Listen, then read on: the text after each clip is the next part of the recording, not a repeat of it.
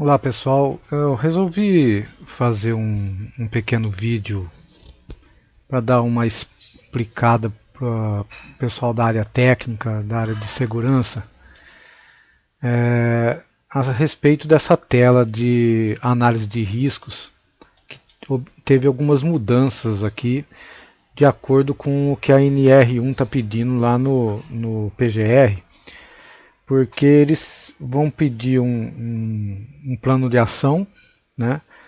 E também um inventário de riscos, né? Então vamos ter lá o inventário de risco, que o nosso praticamente está pronto, que é a ficha de função, em que descreve qual é a atividade, que riscos essa pessoa vai estar sendo exposta, qual a classificação, né? A hierarquia do risco, de acordo com uma matriz de risco, isso tudo que eles pedem lá, né? Para poder indicar, apontar, por exemplo, quais agentes nocivos estão dentro do limite de tolerância, qual que estão acima do limite de tolerância. Então, aqueles que estão, agentes que se enquadram acima do limite de tolerância, nós precisamos fazer um plano de ação. E esse plano de ação, ele visa o quê? O monitoramento, né? Ou uma ação em cima desse agente nocivo. Qual é a ação possível, né? Eu coloquei aqui algumas, elenquei algumas que eu acho que cobrem todas as possibilidades, né? Uma é eliminar, né? Que já faz parte de gestão de risco, né? Primeira coisa a ação que você tem que tomar é eliminar, se for possível, né? Então, o plano de ação, ele vai ter umas flags que são bandeirinhas, né, desenhos no plano de ação que eu estou desenvolvendo, que vai mostrar graficamente que para cada agente nocivo o que eu estou agindo em cima dele, né? Como que eu vou trabalhar em cima dele. O meu interesse é eliminar, então eu vou começar a fazer um plano de ação e vou fazer ações no sentido de eliminação desse agente e tenho que documentar isso, né? Eu quero reduzir a agressividade desse agente. Como que eu vou fazer isso? Então eu vou explicar lá. Comecei no ano de 2020, interesse, reduzir o agente nocivo químico tal. A primeira coisa que nós vamos fazer, tentar trocar o tipo de produto usado. O que é que nós vamos fazer? É ruído, eu não consigo diminuir esse agente, mas eu posso monitorar e analisar ele e tentar agir em cima dele com uma monitoração e tentando reduzir isso. Então eu posso dizer que eu quero analisar, eu quero inserir o quê? Inserir uma ação administrativa, um novo treinamento, uma coisa que eu vou agregar, né? Se eu já estou analisando, monitorando e não está surtindo efeito, às vezes eu posso tentar inserir algum tipo de treinamento, né?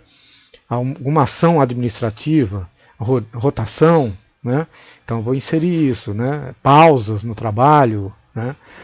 Ou eu vou aprimorar alguma coisa que eu já esteja fazendo, mas eu vou aperfeiçoar isso, ou eu vou manter, né, alguma coisa. Então, essas ações aqui são flags que depois vão ser documentadas. Então, o que a PGR diz o seguinte: nós temos que estabelecer um trabalho de PDCA, que é Plan do Check Act, né? Planejar, fazer, checar e depois tornar a agir para realimentar então o meu plano de ação, né? Então ele é uma planilha em que a pessoa vai dizer, olha, eu quero realizar isso, quando eu vou realizar, quem vai realizar, o que vai ser realizado, depois de realizado, qual foi o efeito, né? E qual é a próximo passo, e com vistos, né, tanto da parte dos trabalhadores ou CIPA, quanto da parte da empresa atestando que está sendo observado, que isso está sendo implantado, né? Lá eles pedem na NR1 que exista, possibilite, né, uma análise das medições anteriores. Então, para isso eu tive que criar aqui uma data de análise próxima, para a gente poder criar um protocolo de agenda, né? Para que a pessoa, o técnico, possa ir lá fazer nova análise no prazo determinado. Esse 24 aqui é um padrão, porque a norma diz que pode ser até 24 meses para quem não tem programa de gestão, tipo ISO, vamos supor, né? Para quem tem já um programa de gestão estabelecido, tipo ISO, pode ser até 36 meses, né? Agora eu coloquei 24, mas você pode colocar 6, 12, 8, 3, depende da quantidade de análise que você vai ter que fazer. E aí, a partir disso, o sistema vai marcar a próxima, vai agendando sempre a próxima para você, e cada vez que você grava aqui, ele pega essa data e pega os dados que foram colocados aqui e armazena, para depois eu poder soltar um relatório estatístico da progressão disso. Aí depois eu posso desenvolver outras coisas, mas para desenvolver eu preciso de dados, né? Por isso que essa tela aqui ficou assim, com bastante dados. Aqui, vamos supor que eu clique aqui, ó, e eu estou com uma data aqui, ele vai excluir, tá, os dados históricos da data que eu selecionei. Então lá no meu relatório eu coloquei lá uma data de 2019, né? Se eu vim aqui colocar uma data de 2019, eu posso analisar, colocar aqui e gravar nesse Vzinho aqui, que ele vai gravar um histórico para mim, né? Depois, se eu voltar aqui e selecionar de novo o agente, ele não vai ter mudado o agente atual, né? Aqui ele grava só no histórico e aqui que ele grava o atual, ok? Então, se gravar aqui, grava o atual. Se gravar aqui, grava para histórico, tá?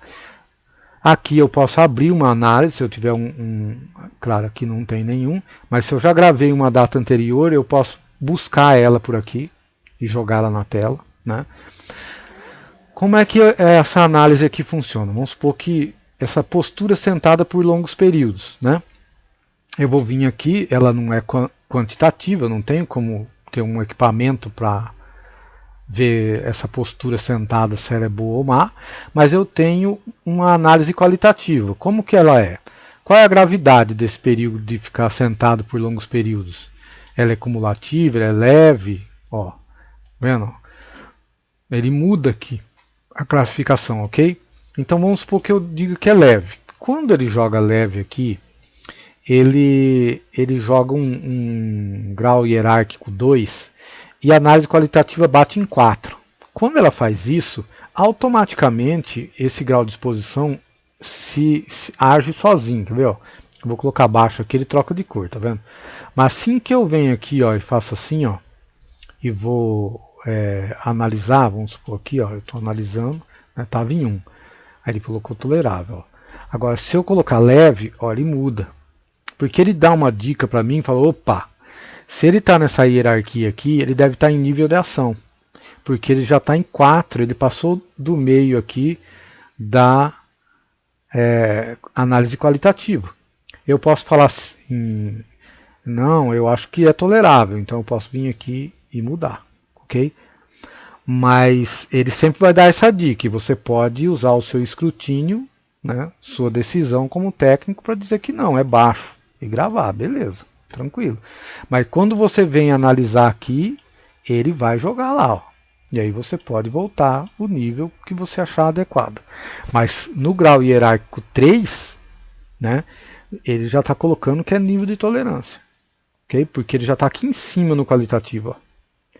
E aí se chegar no 7 aqui, ó, ele já coloca aqui acima. Ó. Vamos ver. Ó, ele já põe acima do nível de tolerância. Que é justamente para ativar as flags de gestão. Lá no nosso plano de ação vai aparecer esse aqui, né? Claro, se eu colocar flags de ação ativas, ele vai jogar para mim lá e vai colocar isso aqui como crítico, que nós temos que arrumar um jeito de fazer alguma coisa com ele, né? Então é assim, ó, quando eu volto, ó, ele não volta, tá? Ele mantém, porque senão ele ficaria trocando aqui. Então eu tenho que saber que no 2 eu vou colocar que é nível de ação. E aí eu gravo. Beleza? Então eu tenho aqui, ó. Ok. Aí eu tenho aqui embaixo uma análise simplificada para mim poder ticar sobre a ótica da NR17, que é a área de ergonomia. Por quê? Porque a NR1 diz que o meu PGR tem que atender às observações da análise ergonômica, né? A AET, né? A análise ergonômica do trabalho. Mas o documento de análise ergonômica do trabalho, ele é um documento fora, ele é um documento externo ao PGR, né? Ele é um outro documento. Como que eu só cito ele aqui na nossa análise, no nosso plano de ação, para que a gente saiba que esse agente aqui, qual a percepção que a NR17 traz sobre a análise de desconforto, que é a parte ergonômica, né? O que ela traz de desconforto orgânico, corporal para a pessoa? O que ela está agredindo? Essa postura sentada por longos períodos, ela é o quê? Ela, nesse caso dessa função aqui, né, de auxiliar administrativo, ela é aceitável, ela é normal, ela é desconfortável, né? Então eu posso colocar, ó, normal, ele vai pintar essa carinha lá no nosso plano de ação, se acaso eu considerar que eu estou no nível de ação e eu vou precisar, ó, de acordo com essa cor, colocar algum tipo de ação para incluir esse agente aqui no plano de ação. Quando eu incluo no plano de ação, eu vou começar a agir sobre postura sentada por longo período, né? Viu que ele saiu daqui, porque eu não gravei, né? Vou gravar ele aqui. Postura sentada por longo período, eu vou ter que criar uma ação aqui, né? O que eu vou ter que fazer? Vou inserir ginástica laboral, vou inserir pausas ou inserir orientação para o funcionário levantar e se alongar, né? Que tipo de atitude ou de gestão eu vou fazer em cima de postura sentada por longo período, né? E assim com cada agente que eu detectar que ele está em nível de ação, né? Esse nível de ação para cima que estabelece que eu vou criar um plano de ação. O plano de ação nunca vai ser para um agente que está tolerável. Eu não preciso criar um plano de ação para ele. Eu só vou monitorar ele normalmente.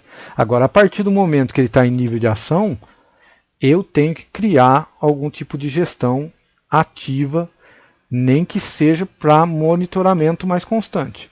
Ok? Então, esse, a meu ver até agora, até o que eu estudei, é a lógica do que eles esperam. Que a gente cria uma gestão, primeiro faço um inventário dizendo o que tem e qual é a classificação dentro da matriz de risco, né, a hierarquia do risco, se ele é muito grande, pesado, se ele é leve, se ele é tranquilo, se ele a gravidade dele, né, qual o nível de atenção que eu tenho que dar para ele, então ele vai classificar. E a partir de um certo momento, de grau disso, eu tenho que criar atitudes, né? Essas atitudes têm que ser documentadas. Como que se documenta essas ações, essas atitudes tomadas em decorrência desse agente nocivo, para que ele possa ser controlado? Por um plano de ação em que você vai registrando tudo que você vai fazendo. Ó, data tal, eu tenho ruído, data tal, eu fui lá e observei se o pessoal estava usando EPI, se a máquina não tinha estragado e estava produzido baixo ruído. O que está acontecendo? O que eu tenho que fazer agora? Continuar monitorando? Treinar? Fazer pausa? O que eu tenho que fazer? Então, o plano de ação é para isso.